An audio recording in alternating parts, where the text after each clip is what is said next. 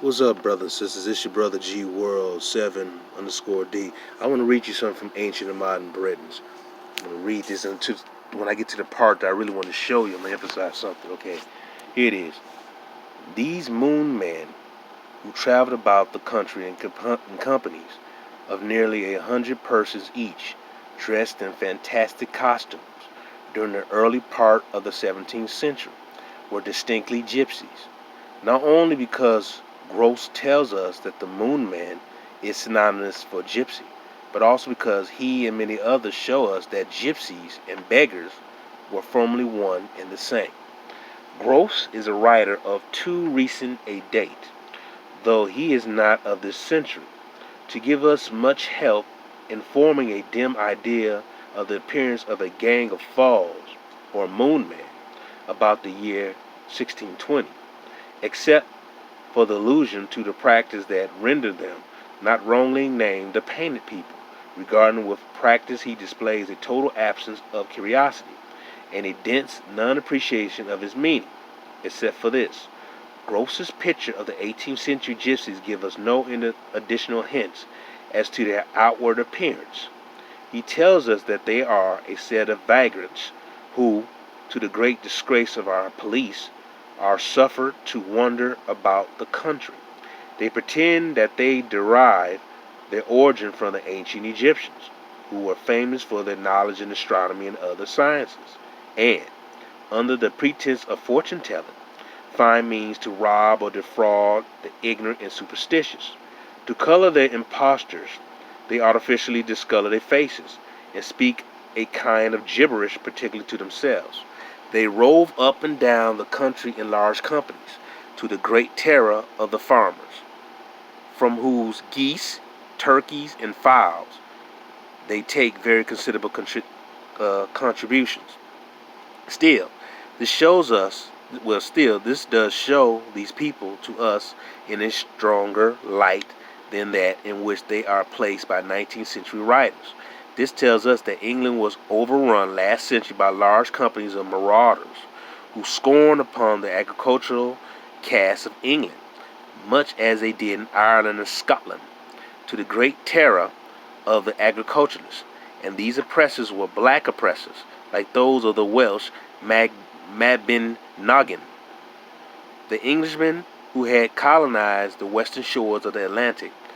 Not more than a generation or two before Gross spoke of the Indians there as being as black as gypsies. In 1676, the native races of New England were spoken of indifferently as Indians and Moors, and our British Indians are also remembered as Moors. Therefore, Gross is virtually telling us that large companies of Moors, or black people, roamed up and down the country, rather more than 100 years ago, taking very considerable contributions from the farming classes and others, besides being possessed of many fierce and aggressive qualities. And these Moors, at the quite recent period, had not relinquished the customs that they distinguished those black people against whom Caesar fought, those 18th century Moors who also painted people. The distinguishing war paint of the 18th century Moors of Galloway was, we have seen, of a blood red color, derived from the hematite, or ruddle, that is found throughout Western Europe. It is almost certain that such killed clans were found in other parts of the British Islands 100 years ago, and further back. But so far there is no direct evidence of this. The word kill, it was noticed, is only the modernized phonetic spelling of the word that is in Gaelic and spelled Cille or Gille. And this word, whether we pronounce it unwarrantably Gilly or Sir Walter Scott and his schoolboy companions used correctly to pronounce it Keely, a pronunciation by no means obsolete in Scotland at the present day. In either of these cases, the word denotes one of a humble class. The history of such a meaning, it has been assumed, is that certain ruddle tribes, or Killies, were overcome by certain non-painted races and sank into inferior positions of a conquered people. Okay, I'm going to stop right there. I'm going to go back to what he said right here. I'm going to show it, right? I'm going to show it. He compared the Moors over to Europe to how the the Indians look over here. Okay, go over here. Okay, the Englishmen who had colonized the western shores of the Atlantic, not more than a generation of two before Gross, spoke of the Indians there as being as black as gypsies. In 1676, the native races of New England were spoken of indifferently as Indians and Moors. Let me focus on Moors. And our British Indians are also remembered as Moors. Therefore, Gross is virtually telling us that large companies of Moors or black people roam up and down the country rather than more than 100 years ago. Okay, I'm gonna stop right there. Alright, I'm gonna stop right there again. This is in the book Ancient Modern Britons, Volume 1. See, it's beat up. Alright. It's Ancient Modern Britons, Volume 1. Now, I've said in past videos that there was always a connections between blacks here and blacks in Europe. I've said that in past videos, man. But you have idiots online like that Angel Ramirez Jordan, who's not even in the bloodline of the Aboriginal blacks here, just telling us that we come from Africa, from West Africa as slaves. Not only this guy is a big time idiot, but he's uninformed and not very well read. In fact, I think this guy's just plain stupid, man, because he doesn't know anything about real history. If he were actually do the homework, there are drawings that show the original people of Newfoundland or New Amsterdam, which is now New York. Pictures showing them going to the 1600s were what you call black people, and they show them sometimes in boats going down the river or dressed up walking, within the area. They show the people unquestionably physically black people, and these individuals have woolly hair. Now, so-called black people come in woolly hair or wavy to straight hair, so we come in very different textures. It's not one type. You found very different hair texture types of blacks here in America. You had some with the straight, you had some with the woolly hair. Various different groups of black people ruled the Americas, from so-called New Amsterdam to Florida to all the way to California. You had different black tribal groups here in America's nations ruling various different areas and different spots here in America. This is something that is in your face. We should know this, but unfortunately, you have people like Angel Ramirez Jordan and others who continue to misinform, miseducate our people and very disrespectful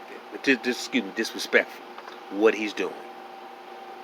He's telling us as Aboriginal black North Americans that we are denying our Africanness and we have a self-hatred. This idiot, like I just said, is not even of our bloodline. His mother is a mixed Puerto Rican. His father is Jamaican. He has no business speaking on people's issues, man. He don't know what the hell he's talking about. I've been studying this for years, man. And I know who the hell we really are.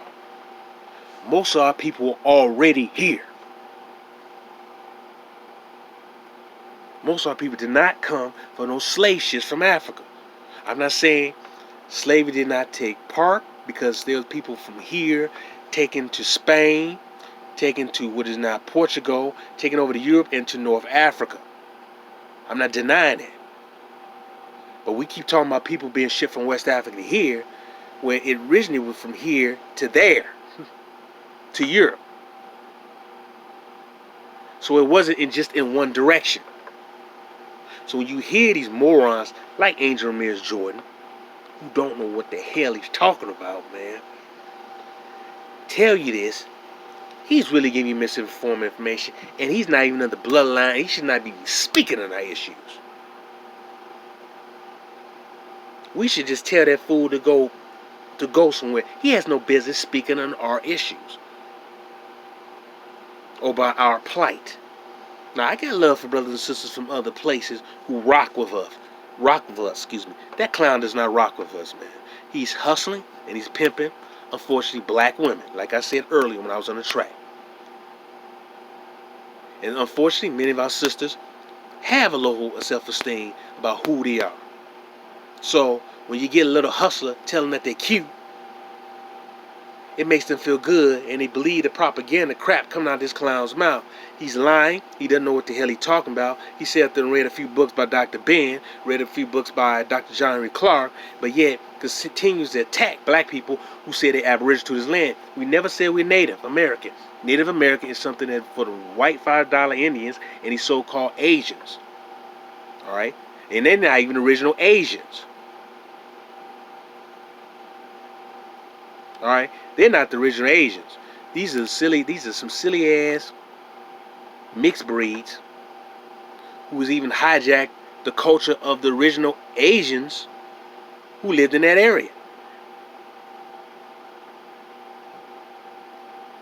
But this clown want to give wandering people, foreigners who came in much later, and say they are the original people here, and use the term Native American, which the Aboriginal people are not, quote, Native American. Anyone could be a Native American. Aboriginal means the first people, the original people. So when you hear idiots like Angel Ramirez Jordan, and he's not really listening to people, or he refuses to listen to people, or he's just a distraction, or he's just a plant in the community to cause confusion within our community, is out now lying and distorting history. And the clown doesn't know what he's talking about, and he's an enemy to our damn people. And I said this earlier.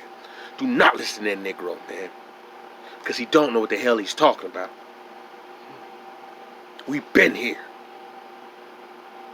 This is a book written by David McRitchie back in the 1800s. I want to say about 1885. I believe this book was written back in 1885, the original copy of this book, but this is 1884. It was 1884. This idiot has not really put in the real research. He's not the only one. These other goofy Pan-Africans, man, who don't know what they're talking about. People have been known about the connection to the blacks here and to the Moors in Europe. There's been a connection. You have castles in Europe that was built by the black people there, and you have castles here in America that was built by the black people here.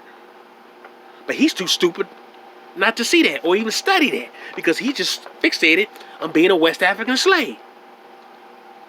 Do not listen to that dumb jackass, because that's what he is. Do not listen to him. And he keep using the term Native American. Our people not no goddamn Native American. What an idiot, man. What an idiot. But yet, he has a large following on YouTube. He's dangerous, and the information he's giving is dangerous. He's not the only one. Real Team History, From Nothing, they give out misinformation. You must study your real history. You must study your history. Now that other idiot, IBGM Moore, that's another idiot, giving out misinformation, telling black dudes don't fool with black girls no more. That's an idiot, man. Don't listen to them clowns. Learn your true history. Love yourself. All right? Learn your true history. Love yourself. I'm going to do another video. I just wanted to do that one real quick to connect the fact is that to the Moors, the Indians here was identified by some people as Moors due to their black or copper colored brown to black skin tone. They weren't no pale white people, and the so-called red Indians were black anyway. I mentioned the red paint they put in their skin that has nothing to do with no fake mongoloid red Indians. Those are pale people. The so-called red hat color, the so-called red Indians were Negroes themselves too. Peace and love.